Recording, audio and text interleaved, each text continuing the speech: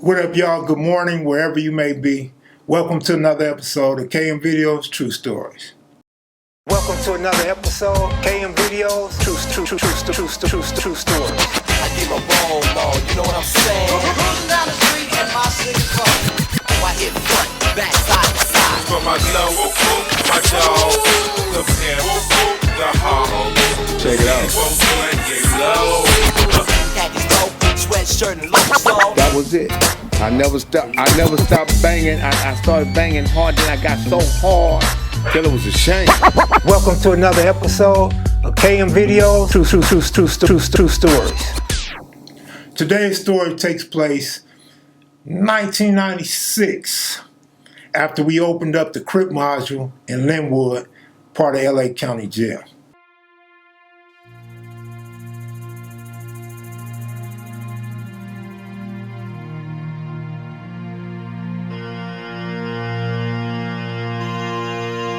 So we had got thrown out the county jail, the Crips, and we got shipped to Lynwood. So we opened up Lynwood Crip module around New Year's of 1996, somewhere up in that area, right?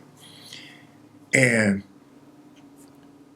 there's 4 pods, pod 1, 2, 3, and 4. We go in pod 4.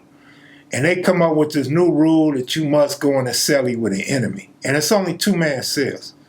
2-man cells, go in a cell with your enemy. Of course, there was so many East Coast and certain gangs, A-Tray gangsters, that they could actually go in a cell with allies. So I go in pod 4. I'm the only neighborhood in the pod. And then Blink from 11-8, the only East Coast on the pod. He's upstairs, I'm downstairs. I'm downstairs with the Schoolyard Crips, A-Tray gangsters, Compton Crips, Payback Crips, and Shotgun Crips. So there's this dude named Screwy from Schoolyard. And I kind of knew of Screwy because my cousin L and then the homie Mark 7, they had talked about Screwy. You know, Mark lived over there, and L, through his brother's girlfriend, was somehow related to Screwy's family. So I tell Screwy, like, what's up, homie? You want to go in the cell together? And Screwy like, yeah. So we cell up together on the bottom. And Screwy was cool. He was solid dude, solid individual, liked to fight. He was in there for a couple of hot ones and I think attempted, maybe one hot one and a few attempted. He was looking at life. And I used to always have to hear Screwy talk about, man, you going home. I'm not going home. I may never see the streets again. So it kind of made me a little uncomfortable because I feel bad for him, right? I'm in my emotions, I'm in my feelings. I feel bad for the homie. Like, what can I do to get more time to fuck with him, right? But then I'm also thinking, man, this nigga might want to kill me up in here because he's sure worried about me going home and shit, you know what I mean? But Screwy was a solid individual. All the schoolyards and A-Tray gangsters messed with him. And solid representative for the schoolyards, right? And my set didn't get along with schoolyard. Like, individually, certain homies grew up over in schoolyard or knew schoolyards through the 30s and vice versa. Some schoolyards grew up in 60 hood and ended up moving to schoolyard. So we knew people on an individual basis, you know what I'm saying, from the skating ring and other things. But we had a lot of altercations, a few shootouts, and you know, we were basically fighting over control of the World on Wheels skating rink, if you will, so to speak. Or better yet, we used to rumble at the skating rink, put it that way, all right? So now one day our gates racked, and we go out into the day room.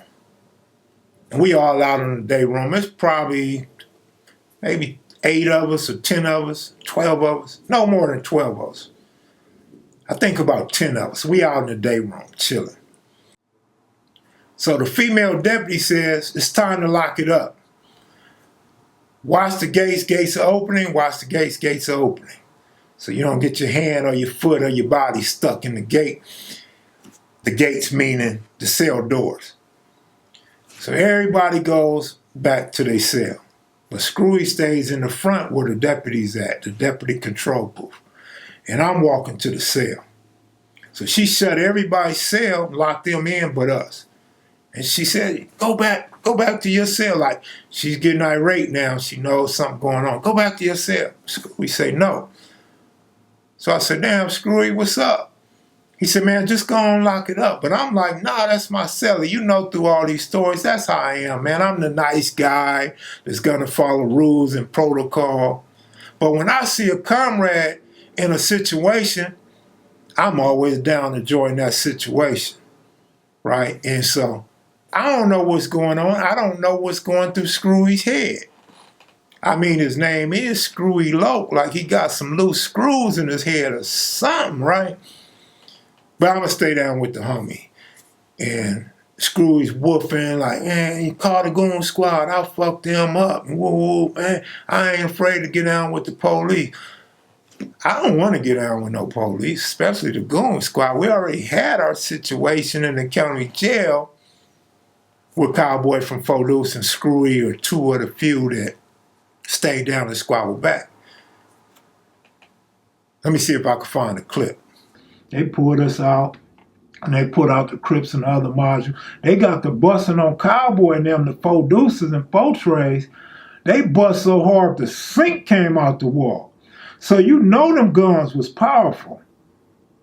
There was a lot of power coming out them guns they had, man, to blow a sink off the wall. And Head from Four Deuce, man, he went through hell fighting the police. I think they might have broke Head's arm. And Cowboy had a big old lump on his arm, a big old bruise. Like you could see all the blood in Cowboy's arm. It was like swollen up like a titty. And like, damn, boy. Them dudes stayed down. Cowboy and them fought the police. I believe Screwy from Schoolyard and them, they stayed down and fought the police when they hit the bottom row. You know, a few people stayed all the way shitty. But like I said, us being the first cell, I didn't really know what to do or how to go out. Like, I really wasn't thinking about squabbling the police. I'm just like a holdout. Like, that was my inexperience of some high-level ass shit in the county jail like that. So, yeah, I stayed down, but nigga, I ain't lying, man. That was some crazy shit. I'm not gonna say no scary shit, but it was the unknown shit. So after they got through with us, we actually ended up opening up the Crip module in Lynwood. So we were amongst the first people to actually walk into Lynwood jail as far as the gang module goes. And so now, here comes the deputies, here come the goon squad, and they come in and they rush us. They take us to the ground, rough us up, cuff us up, and take us to the hole. I would now be introduced to Jute Balls. If it ain't no hot fries, no Snickers, no Doritos, man, it's a good chance I'm not eating it. I might eat some oatmeal, some grits, or some string beans, maybe some mashed potatoes. I can't eat none of that other shit, man. I'm surviving off Zoom Zooms and Wham Zams up in here, man. I can't eat no Jute Ball. So now we in the hole. I got like 7 days in the hole, 5 days on Jute Ball. I don't know what Screwy got, but he got more than I did. And I ain't ready for these Jute Balls. So anyway, they feeding us Jute Balls, man, and bro, I'm not eating. So I get in my mind, I'm finna do like George Jackson. I'm finna be strong mentally. And of course, I'm gonna try to be strong physically. And you just gotta do what you gotta do to survive. But they hole was so clean, you didn't even feel like you was in a hole. Like you could eat off the floor. Man, because this is a new building. Everything is cleaned up in there. It's different from the county jail. Ain't no roaches, ain't no rat, ain't no mice, ain't no rat shit. Ain't none of that. Ain't no graffiti on the wall. Ain't none of that until I got my hands on a pencil. But wasn't no graffiti on the wall or none of that. And I'm going to start doing my push-ups because I don't have no material to read. I'm going to start doing my push-ups and my sit-ups. So I'm doing my sit-ups. I'm doing my push-ups. The next day, I'm doing my sit-ups and I'm doing my push-ups. And the next day, I'm weak. And I'm also seeing stars every time I get up out the bed or every time I get up off the floor from doing push-ups. I can't do no sit-ups no more because my head is spinning. I'm lightheaded. I'm not strong enough to do no push-ups no more. And I don't want to drink that water out the faucet because it's like it's recycled water or something, man. When it come up out the faucet, it look white. It don't look clear. Don't look like nothing I want to drink. But now guess what? I got to drink that shit. So I'm drinking that shit and I'm trying to survive. And then over the intercom, this lady says she's going to be coming around interviewing everybody and 3 people are going to get released out the hole. It was like the lottery. I guess the hole wasn't big enough for everybody. So they're going to release 3 individuals.